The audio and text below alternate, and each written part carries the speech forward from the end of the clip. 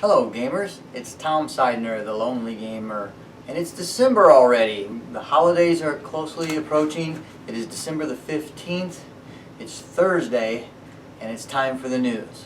Okay, so the first thing in the news, we're going to talk about some releases that have come out recently. The first one is the Scythe board extension. I have actually been looking for this for a while, and it's finally come out. I was able to get it. I actually got mine at Miniature Market, but it sold out immediately after I got it. But there are still copies available at Cool Stuff Inc. And if you're looking for that, then try to hit Cool Stuff Inc. Last time I checked, they had 20 plus copies of it. So hopefully you'll get a copy if you get there fairly early. But it is out. I have the Invaders from Afar expansion, and that board extension is going to be really nice when playing with a lot of players. In fact, last week I was able to play a 7-player game with that, and it really wasn't that bad. It took a little longer to get back to your turn, but the game seemed to move quite smoothly. Most people knew what they wanted to do before it came to their turn, so they just their turns came and went, so it wasn't so bad. But the smaller board with that many people, you really need that bigger board that board extension gives you, and so now that is available. So if you're looking for that, go get you one. The next thing that came out is on Tabletop Now. They have the Walking Dead All Out War. That is a Walking Dead zombie themed player versus player skirmish game. So if that's something that sounds interesting to you, that is now available. It's about $40 on Tabletop Now. So go to our friends at Tabletop Now and check that out if that's something that you're looking for or something that interests you. Another thing that's back in stock, a very popular game from Gen Con this year, is Captain Sonar, and that is now back in stock. I saw that in stock at Cool Stuff Inc. and at Miniature Market. So either one of those places, you should be able to pick that up if you've been looking for it and have not been able to get a copy. Another thing that came out this week is something interesting to me. Hasbro looks like they have licensed some previously released games, and one of them is Robo Rally, a very popular game. In fact, at Gen Con every year they have a huge Robo Rally set up with big robots and stuff. But it looks like Hasbro has picked up that license, and they're now have released Robo Rally, so you can get that. That's available. And also a game called Acquire, which is kind of a stock market type game. It's been out forever. I think it came out in 1964. There's been several iterations of it. In fact, there was a really nice iteration that came out in like 1999 that had some really nice pieces, and that game is really expensive. If you want to get that version, I think it's around $300 on the on eBay and stuff like that. But it has now been released by Hasbro, and the one that they're releasing is pretty nice. It's got some pretty nice plastic pieces. The board is plastic. Everything seems to be in pretty good quality, except for maybe the money. The money looks to be a little, thin and kind of real papery. But other than that, it looks like a pretty good version of the software. So if that's something that you wanted to get, but you didn't want to pay premium for the advanced version that came out in 1999, well, now you can get that, and Hasbro has released that. So those are all readily available right now. The next thing I want to talk about is some news items. The first thing is I've been playing some new games with some buddies of mine, and over the last week I think we've played 5 new games that we haven't played before. They're not actually new games, but they're games that we haven't played before. So we've been going through the rule books and trying to figure out the games as we play. And one of my friends actually sent me an email to a website that is amazing. It's the Esoteric Order of Gamers. And what it is the Esoteric Order of Gamers has board game rules. And what they do is they go in and they take the rules that are for the board games, and they make rule books that are more in depth, that have a lot more information in them, and actually answer a lot of the questions that people are asking, like on Board Game Geek and other forums. They put them into these rule books, and it makes it really nice, because we were playing Cry Havoc, and we had tons and tons of questions about things that would pop up in the game that were not covered in the rule book. And so this Esoteric Order of Gamers, you can get rule books there that are very complete and have a lot of errata and fact type stuff added into it. So if you're a board gamer and you're struggling with the rule books that come with the games, definitely check out the Esoteric Order of Gamers. I'm going to put a link in the bottom of this podcast to their website, and it's definitely a great resource for gamers. The next thing I want to talk about is one of the new games that we played this week. Like I said, was not a new game, but new to us, was the Castle of Mad King Ludwig. Really fun game. We really enjoyed it, but the one thing we thought about it when we were doing it is it's very fiddly on the scoring. You got to remember a lot of things. You have to score the tile that you place. You also have to score tiles that are around it. You have to, sometimes on the basement tiles, you have to score other tiles that are out, and it's a little fiddly. You got to make sure you get all of your score so that you don't miss anything. But this week I realized that game is out as a mobile app. You can get that on the iPhone store, you can get that on the Android store, and you can also get that on the Amazon store. I got it for iOS. I got it for my iPad. It's $6.99 for the iPad plus tax.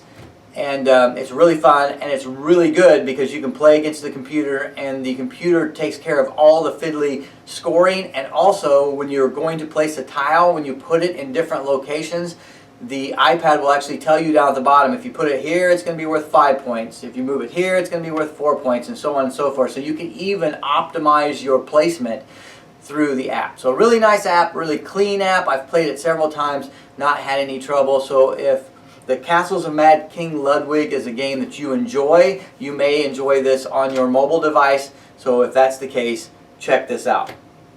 The last thing on the news type stuff is Star Trek Attack Wing. Now, Star Trek Attack Wing is a direct competitor with the Star Wars X-Wing, Star Wars Armada. It's kind of like in between there. I've played all three, and the Attack Wing is it's slower than the Star Wars X-Wing, but it's faster than the Armada, so it's kind of right in between them. But it hasn't gotten a lot of love.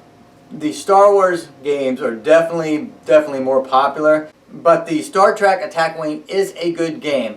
But the people at WizKids, who are the people who put out Star Trek Attack Wing, they actually are doing a reboot on the Star Trek Attack Wing to try to make it a more popular game.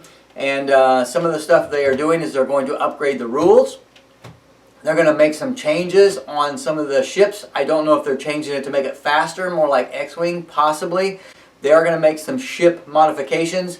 And so one of the nice things that they have said they're going to do is they're going to release card and token packs so that if you already have the ships, you do not have to buy another plastic ship in order to get the upgrades. They also said they're going to put the new rules out digitally so that if you already have the game, you don't have to rebuy the game to get the new rules. You can download the new rule book. They also said within the game they are also going to release some faction packs, which are packs of ships, or multiple ships that all work together in a faction, so that instead of going out and buying individual ships, you can buy a faction pack and just take it to the table and you're ready to play. Those faction packs, of course, are going to come with all the cards and tokens and everything needed to play the game. They're also planning on upgrading the paint schemes on the ships. One of the complaints about Star Trek Attack Wing was that the painting was not up to par with the Star Wars X-Wing. So they are actually doing something to increase the paint scheme to make it nicer. And they are also going to be offering the ability for fan-based content within the game. So they're going to have a website where fans can go in and ask to have certain content put into the game, and they're going to go there and get that information and try to include that somehow in the game. So because of those things, I think that's going to be a really good boon for Star Trek Attack Wing. So if that's a game you like, or a game you've got pieces for, or a game you play, this might be a really good thing for you. So keep an eye out for that in the near future. Okay, the last thing we're going to talk about in the news today is Kickstarter news. We got a couple things to talk about here. The first thing is Weird, the company that makes Malifaux, has just announced or just released their Kickstarter for The Other Side. And this Kickstarter is a troop-based skirmish game. So Malifaux is really kind of a individual character skirmish game where you're only usually bringing to the table 5 or 6 characters. I play Malifaux. I really enjoy it. One of the things I enjoy about it is the low price point to play it, because you only really need 5 or 6 characters, so around $50 you can have an entire crew, which is kind of nice. This new game is way above that price point. It is a troop-based skirmish game, so you're going to have a leader and you're going to have troops. This game really reminds me of War Machines and Hordes, where you have a leader and then you have troops that go with them. The Others does have a base system where you put troops in a base that looks to me, from what I've seen, is it's a round 80mm base, and then you can put 3 of the troops in the base and then they move together. The Kickstarter has several options you can kickstart at.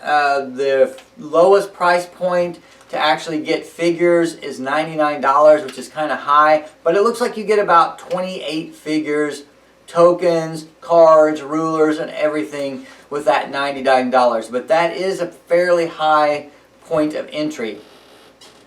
Then it goes up to $160, which is still really a single person point of entry. You're just getting, I think, a Titan, an extra Titan with your crew, and you're also getting a few other small odds and ends. And then it jumps up to a $300 point of entry. And this is really the best entry if you want to have you and a friend get it together, because the one good thing they did on the 300 part is they give you 2 times the stretch goals. So you guys could go in together, $150 each. You would each get a crew, you would each get a Titan, and then you would each get a bunch of other things, pretty much 2 of everything, and you would also both get the stretch goals if you did that, and so it'd be about $150 each. The Others is still set in the Malifaux world, but instead of being set on the Breach side of Malifaux, it is set on the Earth side of Malifaux. A lot of conflicts going on the Earth side, since the guild has, pretty much taken over both sides, the Breach side and the Earth side, and people are now starting to fight against the guild to try to break that up. And there's also entities coming over from the Breach side into the Earth side, and so the whole point of the Kickstarter for the other side is that the Earth side is now in conflict, and this is the battle that's raging through the other side. If you're a Malifaux fan, this may be something for you. If you're a Hordes and War Machine fan, this may be something for you. If you like these larger battle skirmish games with more figures on the table, this might be something for you, so go check it out. It has 36 days to go. It's already funded. They've already unlocked a few stretch goals, but they're pretty wimpy stretch goals. I think one is a hardcover book, and there's a couple other ones. There's probably going to be some really good stretch goals to come, and I think they're probably going to unlock quite a few. Like I said, $99, $160, $300, and then there is a $500 option as well, where you get just pretty much everything. $500 price point is way too high for me, but if that's something that you can afford, then you can just get the whole entire thing, and then you can have your buddies come over and play, and they don't have to bring anything. So, but if that sounds good to you, go check it out. That's Weird, The Other Side. I will have a link down below for that Kickstarter. The other Kickstarter that I want to talk about is something that I've been talking to my friends about for probably a year now, and I've been saying to them that what somebody needs to do is they need to make a company that just creates figures, and those figures are for other games. Because there's a lot of really good games that come out that don't have really nice figures. They just have like pawns or cardboard stand-ups and stuff like that. And it'd be nice to be able to say, I really enjoy this game, but I'd like to have figures for it, and then go out and just buy a figure pack that goes with this game. Well, somebody's finally doing that. There's a company out of California that's got a Kickstarter going right now, and the Kickstarter is called Outbreak Miniature Upgrade Kit. And what it is, it's actually a miniature upgrade kit for Pandemic. And it comes with all of the different Pandemic figures that would be represented by the pawns in the actual Pandemic game. They are all color-coded to the same color as the pawns, and they are all, you know, molded to represent what the pawns would represent.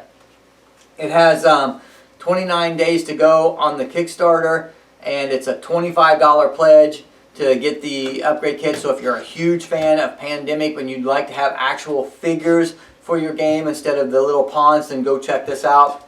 This is something that I think would be really good. Hopefully this company will do more games. One of the games that I think would be a prime, you know, target for this kind of thing would be Dead of Winter, because Dead of Winter is an awesome game, but it has stand-up cardboard figures, and I wish it had plastic figures for the zombies and for the survivors and all that. So this would be a great game for somebody to say, here's an upgrade pack of survivors, you know, the survivor upgrade pack, and have it be things that you could use with Dead of Winter.